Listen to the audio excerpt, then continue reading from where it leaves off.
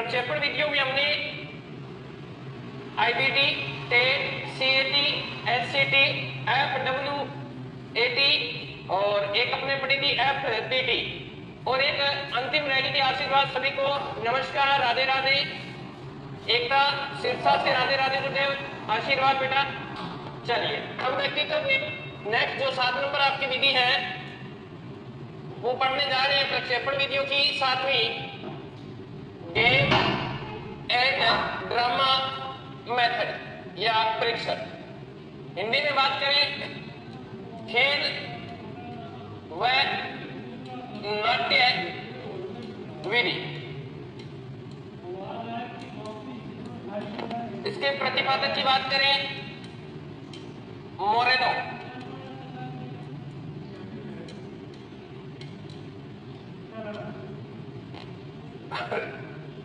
सभी को आशीर्वाद बेटा। सुमन आशीर्वाद बेटा। निकिता राधे राधे बेटा। गुड आफ्टरनून दीपिका, अनुप्रिया राधे राधे बेटा। अब ये अंतिम विधि है प्रक्षेपण की। ये कहता है कि खेल और नाट्य विधि से भी हम किसी का व्यक्तित्व का पता कर सकते हैं। कैसे?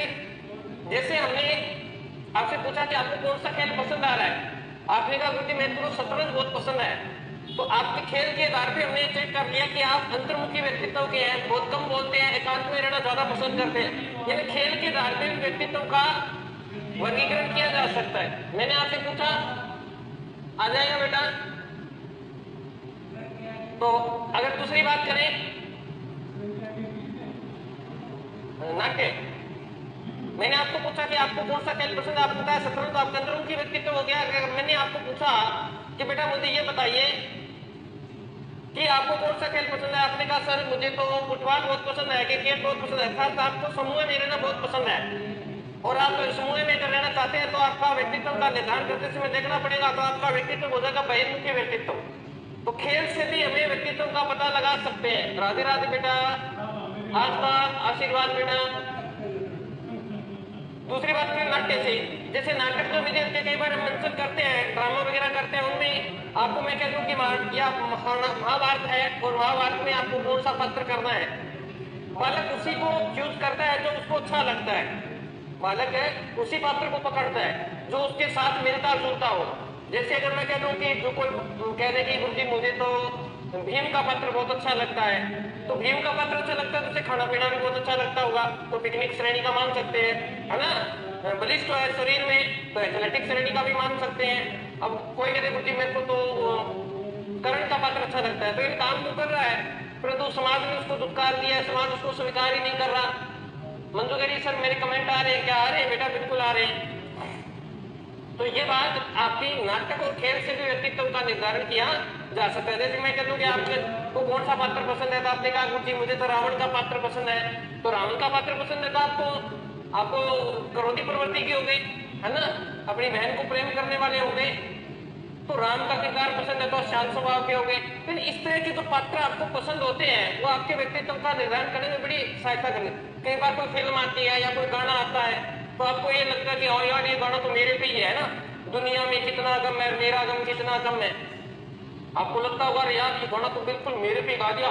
तो यानी उस गाने को जब आप बार बार गुनगुनाते हो तो आपका व्यक्तित्व बाहर निकलता है। आपने देखा होगा कई बच्चे होते हैं वो सैड गाने ज्यादा सुनते हैं जिनको कुछ भी नहीं हुआ, है ना। अब कई लोगों की दिलवाले फिल्म बड़ी पसंद है, तो बड़ी पसंद है उनको, वो सोचते हैं कि दिलवाले में जैसे हुआ मेरे साथ ही वैसा ही हुआ ना, हमें तो अपना नहीं टूटा, घरों में कहा गम था, है लाडू लाडू दे के बोरा बोरा खा गई रहे। तो नहीं, ऐसे गाने सुनने पर आपको ये महसूस हो कि तो मेरे पे गाया गया है, तो वो व्यक्तित्व वो कैरेक्टर को पकड़ लेते हैं, वही आपका व्यक्तित्व का निर्धारण है कर दिया जाता है। ठीक है भाई, चलिए इसमें आपने लिखना है,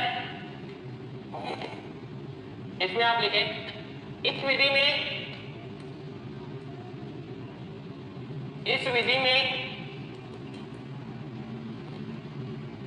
खेल व नाटक के माध्यम से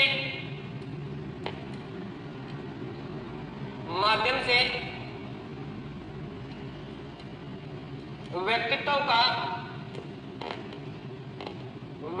का निर्धारण किया जाता है। निर्धारण है किया जाता है।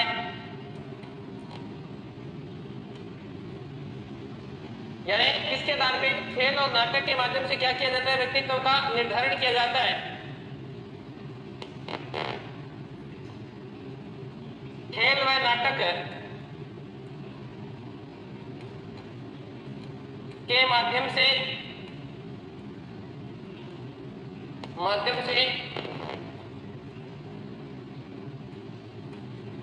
व्यक्ति के अचेतन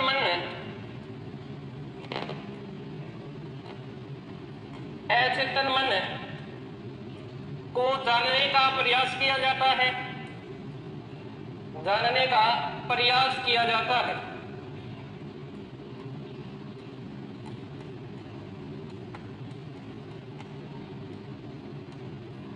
ठीक है, कि बालक के मन में क्या है। तो ये बात इसकी मुख्य है। एग्जाम्पल, इसके एक दो एग्जाम्पल लिख लीजिए।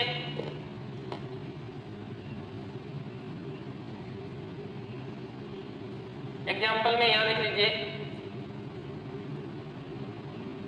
रावण के किरदार को पसंद करने वाला व्यक्ति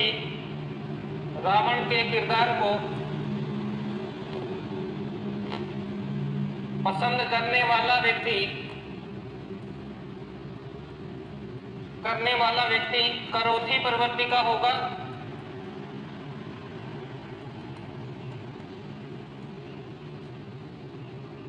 रावण के किरदार को पसंद करने वाला व्यक्ति कैसा होगा? क्रोधी प्रवृत्ति का होगा।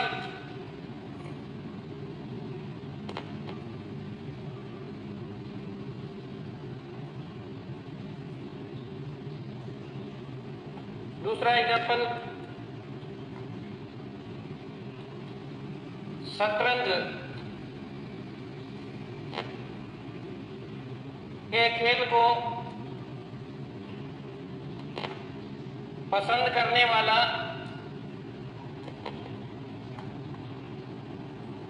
व्यक्ति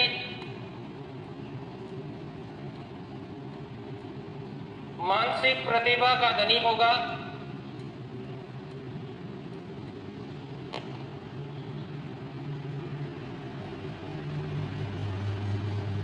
तथा बहिर्मुखी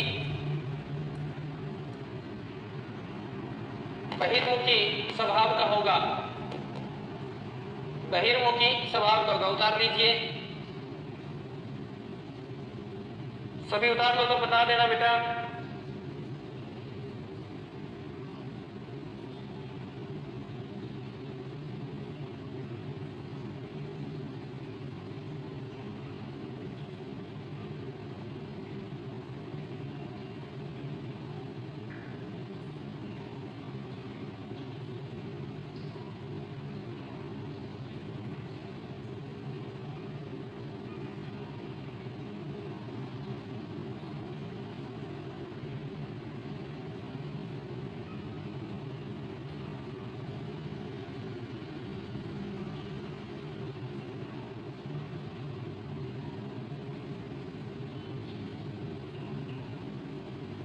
उतार लो बेटा इसको।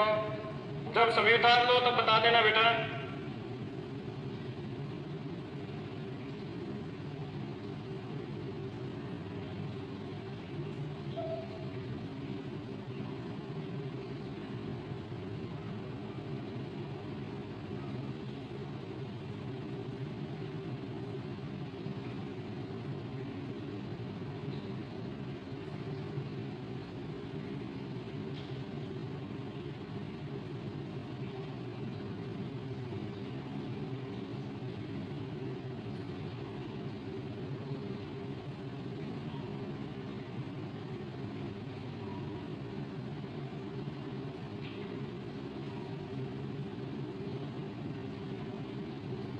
बताइए बेटा, उतार दिया क्या सभी ने?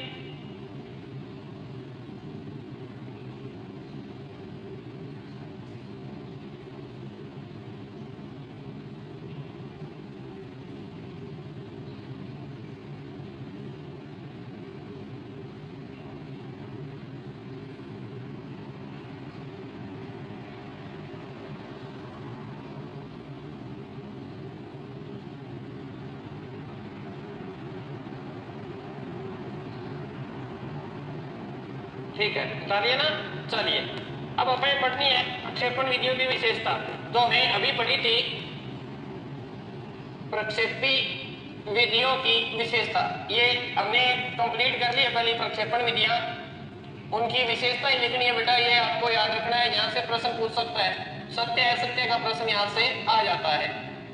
तो सबसे पहले 1 नंबर पे मैंने आपको बताया था कि किस मन पे काम करती है, ठीक है। तो सबसे पहले ये किस काम आएगी, तो लिखना है व्यक्ति की दबी भावनाओं, व्यक्ति की दबी भावनाओं विचारों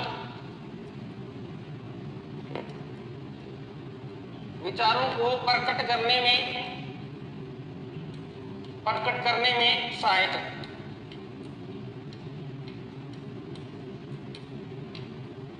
पहले तो यानी बच्चे आपके मन में जो दबी हुई इच्छाएं हैं उनको प्रकट करने के लिए क्या करेगी, ये सहायता करेगी, ठीक है ना। दूसरी नंबर 2, इस परीक्षण पर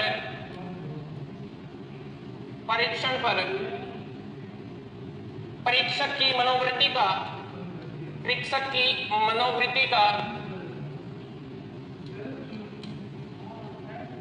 कोई प्रभाव नहीं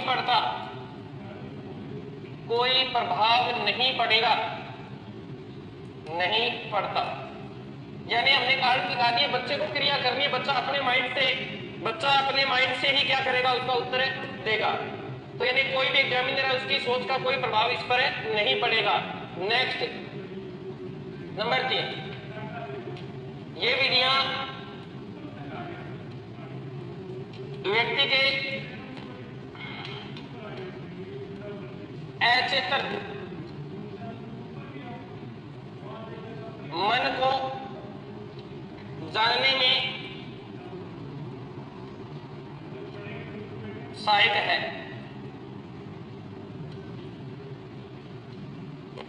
है। नेक्स्ट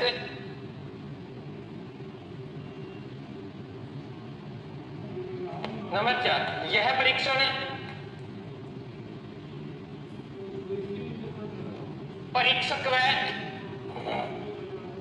परीक्षक व वातावरण,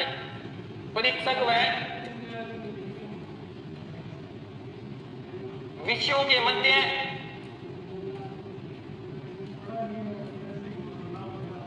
तालमेल स्थापित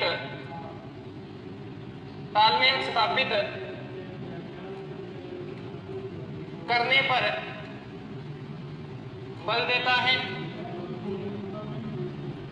यानी एग्जामिनर किस विषय के लिए उसका टेस्ट कर रहा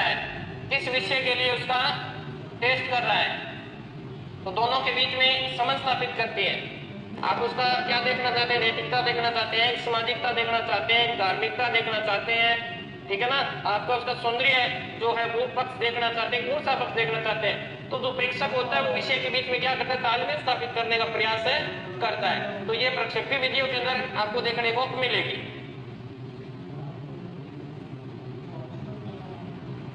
तो नंबर 5 इसमें आपने देखना है व्यक्ति के विचारों, संवेगों,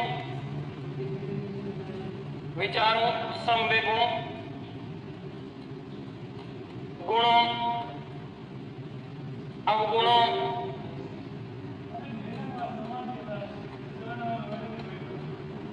जैसे इसमें बालक के गुण, अवगुण, समय क्या है, वो किस समय इसमें क्या फील करता है, तो कारण दिखा के वही तो हम चेक करने का प्रयास कर रहे हैं ना इसमें। तो व्यक्ति के विचारों, संवेगों, गुणों, अवगुणों, ठीक है, आदि का, अवगुणों आदि का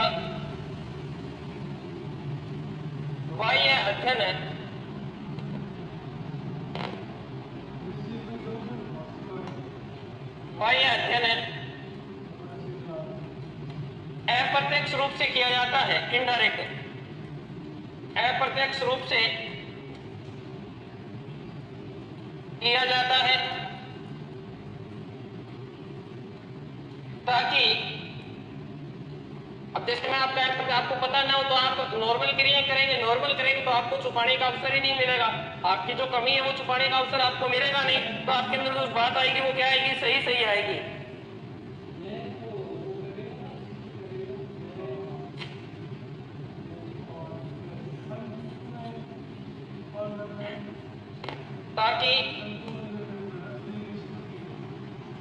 ताकि बालक को किसी जानकारी ब्रैकेट में गणा तथ्य को छुपाने का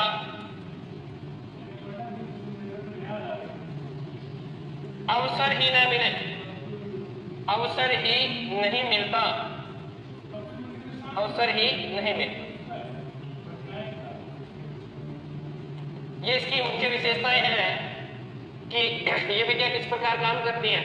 एक तो इसमें आपको ये ध्यान रखना है कि इस विधियों में भावना का कोई स्थान नहीं है, भावना कोई प्रधान नहीं रखेगी, एक अनुभवी अध्यापक होना जरूरी है, तो ये बात आपको ध्यान रखनी है। नेक्स्ट आगे देखते हैं, आपने इसको उतार लीजिए फिर मेरे को बता दीजिएगा। लिख लिया, लिख लिया, ठीक है सर, ठीक है बेटा।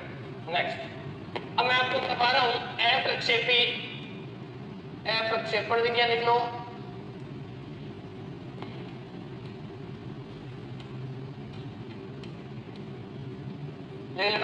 इन विधियों में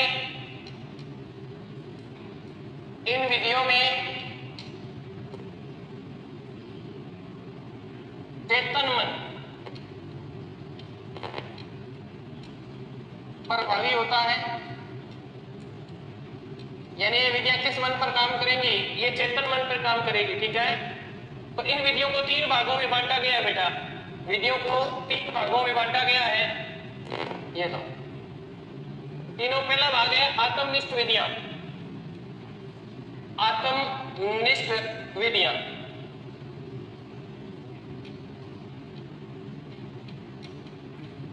दूसरी आपकी वस्तुनिष्ठ विधियां,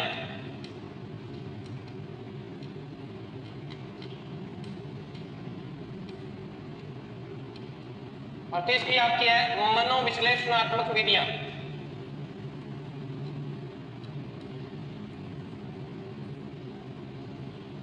दिख रहा है क्या, नहीं दिख रहा?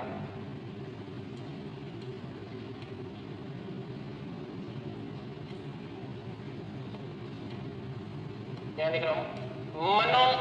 मनोविश्लेषणात्मक विधियां।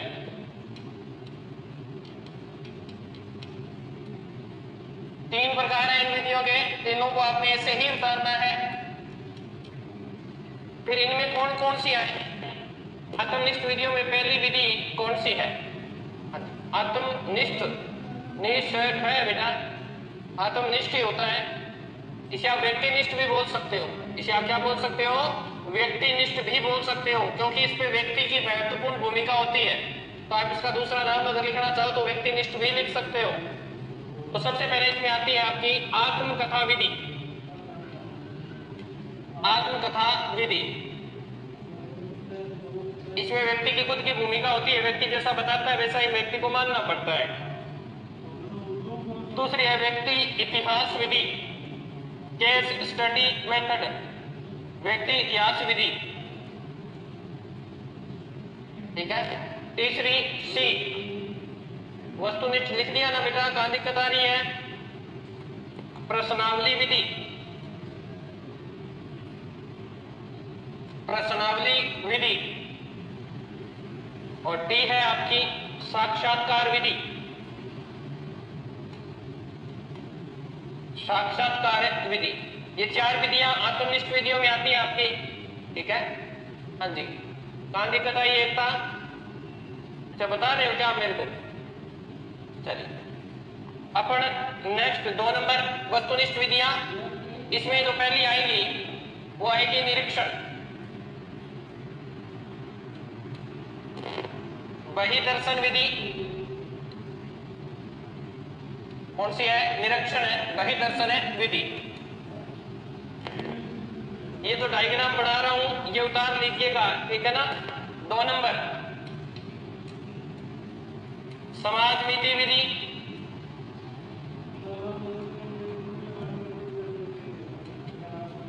से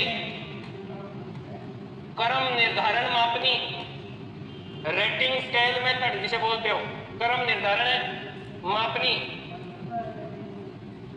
दिया जाएगा आपका खेल। कौन सी विधि आ जाती है? जैसे आपका फिजिकल होता है, नौकरी लगती हो ना, तब आपका एक फिजिकल होता है, वो परीक्षण भी इसी के अंदर शामिल किया गया है, तो उसे बोलते हैं शारीरिक परीक्षण, फिजिकल टेस्ट। ठीक है,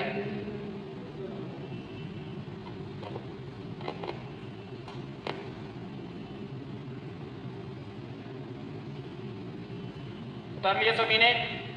फिर आपकी मनोविश्लेषणात्मक विधियों में आएगी स्वप्न विश्लेषण विधि,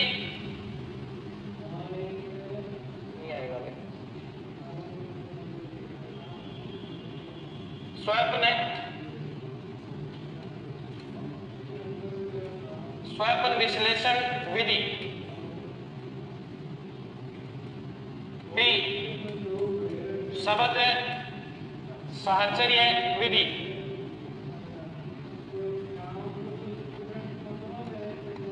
ये आपकी है प्रक्षेपण विधियां हैं। आत्मनिष्ठ या व्यक्तिनिष्ठ का अर्थ यह हो गया कि इस विधि में बालक चाहेगा तो ही उत्तर देगा। पहले वाली में अनिवार्य था, देना ही पड़ता था। अब बालक की इच्छा होगी तभी देगा। जैसे आत्मकथा, वो अपने बारे में लिख रहा है तो उसकी इच्छा है तभी तो लिख रहा है, तो आत्मकथा विधि, इसीलिए इसको आत्मकथा विधि कहते हैं। बालक की इच्छा है, बालक जैसा जैसा बताना चाहेगा वैसे, इसमें वो अपने तथ्यों को छुपा सकता है। और कभी भी ध्यान रखना, आत्मकथा में व्यक्ति खुद को कभी पूरा नहीं बताता, तो अपनी कमियों को छुपा सकता है, इसलिए मनोवैज्ञानिक नहीं है। व्यक्ति इतिहास विधि, यानी व्यक्ति का इतिहास अगर जानना है, ये भी मनोवैज्ञानिक नहीं है। तो उसके समाज परिवार से पूछेंगे तो परिवार तो हमेशा व्यक्ति को तो बुरा ही बताता है, समाज में उसकी क्या वैल्यू है। तो यानी वहां से ये विधि क्या है, तथ्यों का समावेश करती है। आपने किसी ऐसे व्यक्ति को पकड़ लिया जो उसे जेलिस रखता है, तो उसका तो कैरेक्टर ही आप डाउन कर दोगे, वो तो बुरा हो गया। तो ऐसी नहीं है, इसीलिए मनोवैज्ञानिक नहीं है। पहले वाली जो मैंने करवाई थी प्रक्षेपण विधि मनोवैज्ञानिक है। प्रश्नावली विधि, प्रश्नावली विधि में एग्जामिनर की जो सोच होती है उसका बड़ा प्रभाव पड़ता है। ठीक है, तो यहाँ भी पक्षपात हो सकता है। साक्षात्कार विधि, इसमें भी पक्षपात हो सकता है। तो यहाँ पर एग्जामिनर की सोच का बड़ा प्रभाव पड़ता है, परीक्षक की वो जो मनोवृत्ति होती है उसका बड़ा प्रभाव पड़ता है। तो आत्मनिष्ठ विधियां जो क्या नहीं है, मनोवैज्ञानिक विधियां नहीं है। जैसे वस्तुनिष्ठ विधियां है, इसमें व्यक्ति दूसरे की, जैसे मैं वस्तुनिष्ठ, मैंने आपका निरीक्षण करना है तो मेरी सोच का प्रभाव आप पे पड़ेगा। निरीक्षण बेदर्शन, मैं आपको दूर से देख रहा हूँ, ऑब्जर्व कर रहा हूँ, आपकी गतिविधियों को नोट कर रहा हूँ। ठीक है, समाजमिति विधि, समाज के मोरेनो इसके प्रतिपादक है, तो समाज के अंदर जैसे ही उसकी स्थिति है वैसे ही लोग बता देते हैं। जैसे मेरी से नहीं बनती तो वो यहाँ वैल्यू रखेगा, क्रम निर्धारण मापनी। और इसमें एक रेटिंग स्केल होता है, जैसे आजकल फेयर एंड लवली आती है ना, उसके एक साइड में 7 दिनों में गोरा कैसे हुए, एक रेटिंग स्केल दिया होता है कि पहले हफ्ते में इतने हो जाएंगे, दूसरे में इतने, तीसरे में इतने, चौथे में इतने, वैसे एक रेटिंग स्केल होगा, इसको हम ध्यान से पढ़ेंगे। और ये होती है मनोविश्लेषणात्मक विधियां, जिनका प्रयोग सामान्यतः चिकित्सा के क्षेत्र में किया जाता है। यानी कई भूत प्रेत जो होते हैं ना, लोगों के अंदर घुस जाते हैं, वो एक साइकोलॉजी बीमारी होती है और उनको दूर करने के लिए इन विधियों का प्रयोग किया जाता है। तो जो प्रक्षेपण विधियां हैं वो भी मनोविज्ञान के क्षेत्र से नए ज्यादा काम करके चिकित्सा के क्षेत्र में ज्यादा प्रयोग में लाई। नहीं तो पीछे अपन करके आए हैं, ये कैट वेट वाली थारी। उतार लीजिए इसको।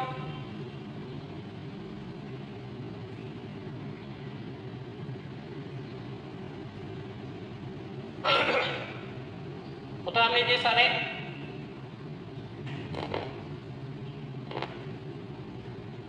उतार लीजिए सभी ने।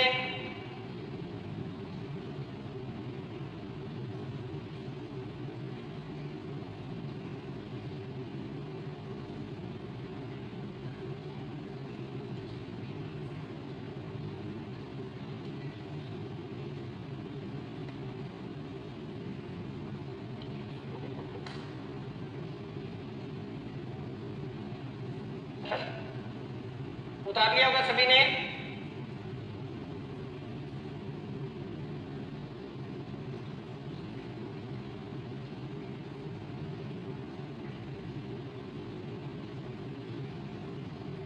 चलिए सबसे पहले हम पढ़ने जा रहे हैं आत्मनिष्ठ विधियां। हेडिंग लगा लेनी है आपने, आत्मनिष्ठ विधियां।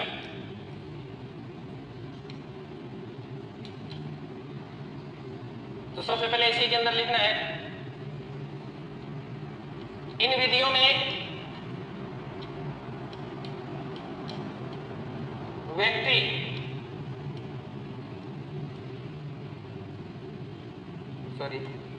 इन विधियों में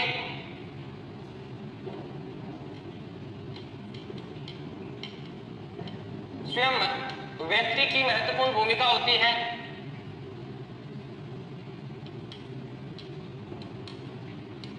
महत्वपूर्ण भूमिका होती है।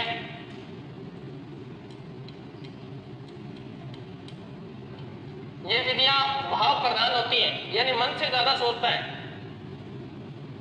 गीता के लिए सर्कल वाला वीडियो नहीं आया, आ जाएगा बेटा, कोई बात नहीं, आ जाएगा, ठीक है।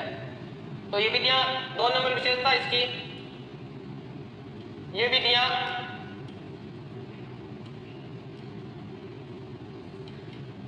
भावना प्रधान होती है।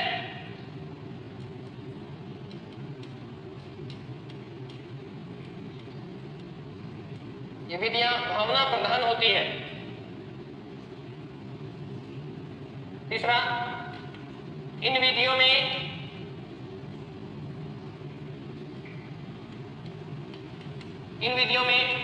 व्यक्ति स्वयं का मूल्यांकन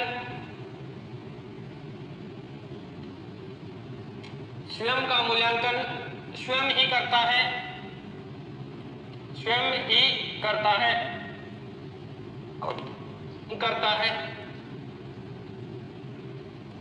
स्वयं का मूल्यांकन स्वयं ही करता है तथा अपने विचारों को प्रकट करता है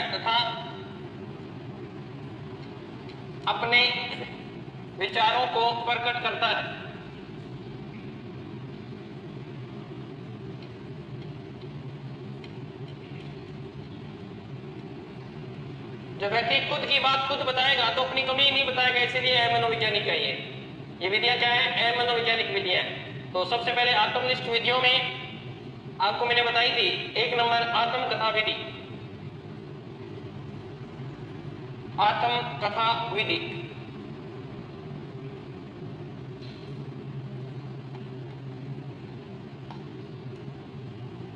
जैसे कि आपको दिख रहा होगा, आत्मकथा विधि, इसका दूसरा नाम है तो इसे हम कह सकते हैं अंतःनिरीक्षण विधि। ये भी तो कह सकते हैं अंतःनिरीक्षण विधि। आदमी खुद का ही तो निरीक्षण कर रहा है ना। तो ये सबसे प्राचीन विधि है। तो इसमें लिखना, यह सबसे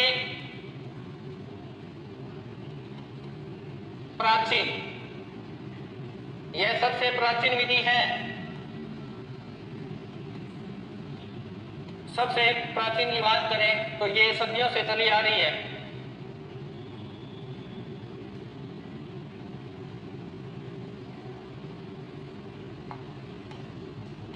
इसके प्रतिपादक लिखना चाहो तो लिख लीजिए जॉन लॉक।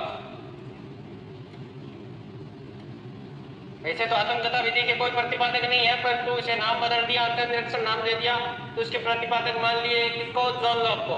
ये बात ध्यान रखना है। अब ये बात करें तो जॉन लॉक क्या थे? संरचनावादी थे। तो यहां लिख लेना, यह विधि संरचनावादियों की देन है। यह विधि संरचनावादियों की देन है।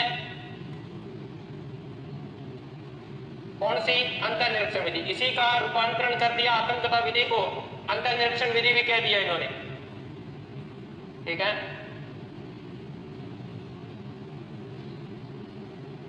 अगर लिख लिया है तो मैं इसको ऊपर कर रहा हूं। वुडवर्थ ने इस विधि को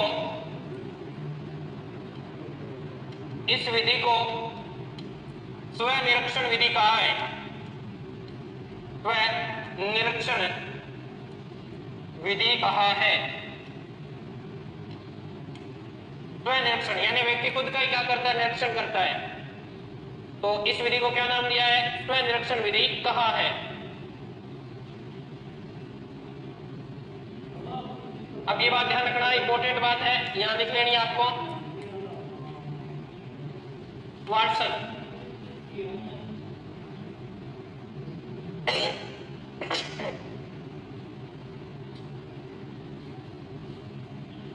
वाटसन ने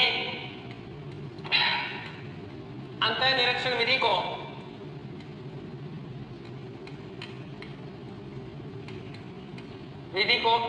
अंतःनिरीक्षण विधि को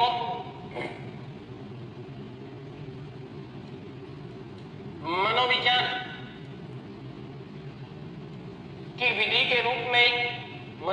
की विधि के रूप में अस्वीकार किया। विधि के रूप में अस्वीकृत किया है।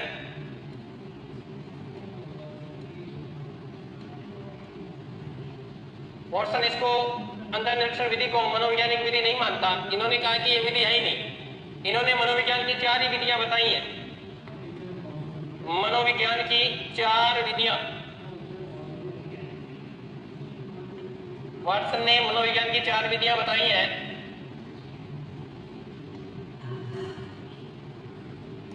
ठीक है, तो कौन कौन सी अपने एक तो करके आए हैं अभी। एक तो थी प्रक्षेपण विधि जो पढ़ने की थी ना, सेकेट डेट जो भी थी। दूसरी अनुबंधन,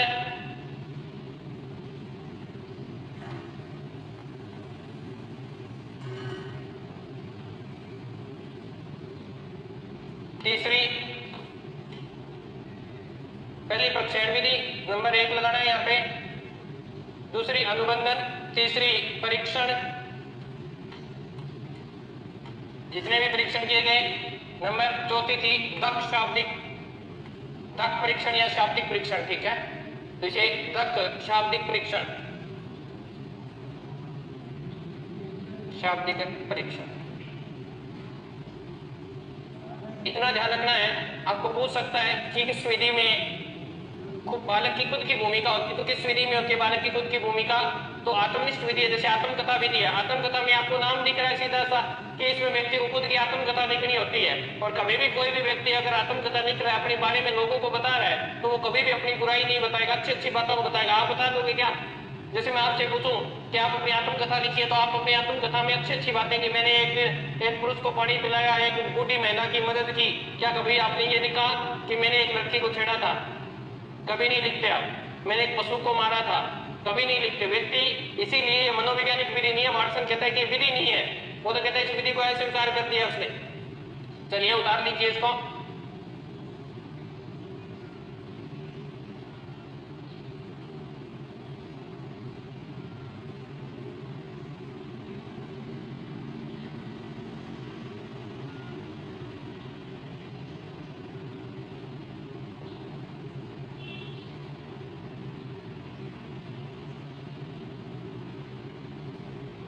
उतार लिया होगा आपने।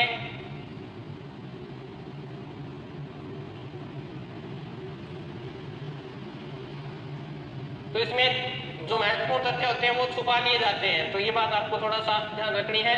इसमें विश्वसनीयता की कमी होती है, वस्तुनिष्ठता की कमी होती है। बालक महत्वपूर्ण तथ्यों को छुपा सकता है। अगर अपनी सारी बातें सामने नहीं आई तो फिर अपन किसी का व्यक्तित्व हम जान नहीं कर सकते। इसीलिए अमनोवैज्ञानिक विधि है। ये बातें भी आप लिख लीजिएगा, ये बातें भी आप लिख लीजिएगा जो मैंने बोली है कि वैज्ञानिक तथ्यों का अभाव होगा, ये इसके दोष हैं। ठीक है, वस्तुनिष्ठता का अभाव होगा, विश्वसनीयता नहीं पाई जाएगी, महत्वपूर्ण तथ्य सामने नहीं आएंगे। इसीलिए महत्वपूर्ण जानकारी छुपाने के उपरांत व्यक्तित्व का निर्धारण नहीं किया जा सकता। तो ये चीज यहाँ पे लिख लीजिए इसको। नेक्स्ट अपने पास थी 2 नंबर है, उतार लिया सभी ने? सभी ने उतार लिया होगा।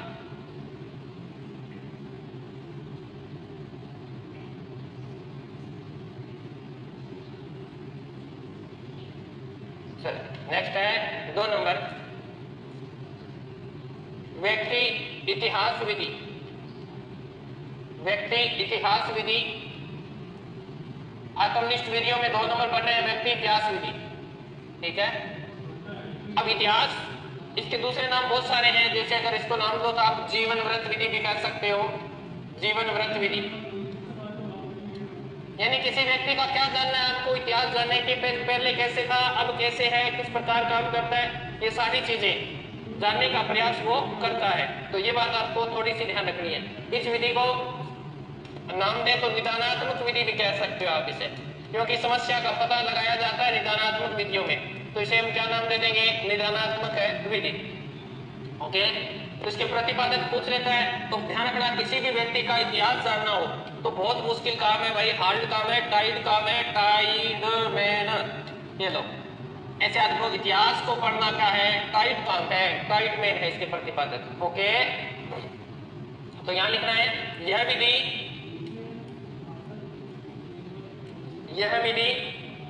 केवल व्यक्ति का ही नहीं, केवल व्यक्ति का ही नहीं बल्कि पूरे परिवार, समुदाय, समाज आदि का अध्ययन करती है, जैसे आजकल जो रिश्ते होते हैं ना वैसे ही होते हैं। लड़के को देख लिया, लड़के का बाप क्या करता है, आदि का अध्ययन होता है। लड़के को देख लिया, लड़का क्या काम करता है, लड़के के पिता क्या काम करते हैं, लड़के के दादा क्या काम करते थे, लड़के के ननिहाल पक्ष वाले क्या काम करते हैं, पूरी हिस्ट्री व्यक्ति के इतिहास कि लड़के के परिवार में कोई पिता तो नहीं है, लड़का तो पिता नहीं है, कोई बात नहीं, लड़के के परिवार में न पिता हो कोई, पूरा अध्ययन किया जाता है। तो ये विधि बड़ी काम आती है। कौन सी, व्यक्ति इतिहास विधि। ठीक है, तो यहां आपने देख लिया, इसका आगे लिखना है, यह विधि असामान्य बालकों के लिए उपयोगी है। आपने फिल्म देखी होगी तारे ज़मीन पे, उसमें इसी विधि से क्या किया जाता है, निरीक्षण किया। जैसे कोई बालक है, वो सामान्य नहीं है, वो सामान्य क्रिया नहीं कर रहा है, तो असामान्य क्रिया कर रहा है, तो फिर उसको देखा जाता है कि इस परिवार में ऐसा कोई था क्या पहले, या अब वर्तमान में है, या इसके दादा परदादा कौन थे, तो पूरा अध्ययन किया जाता है। तो यह सामान्य बालकों के लिए क्या है, ये विधि उपयोगी है। नेक्स्ट, और कहां काम आती है, बाल अपराधियों के निदान के लिए उपयोगी है। बाल अपराधियों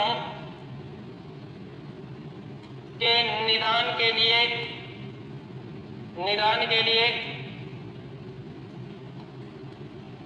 उपयोगी कि बालक ने अपराध क्यों किया, निदान कारण होता है बेटा समस्या का पता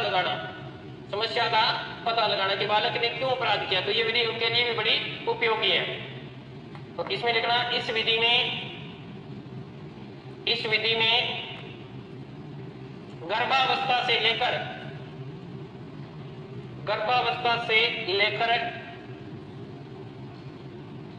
वर्तमान काल तक का अध्ययन किया जाता है,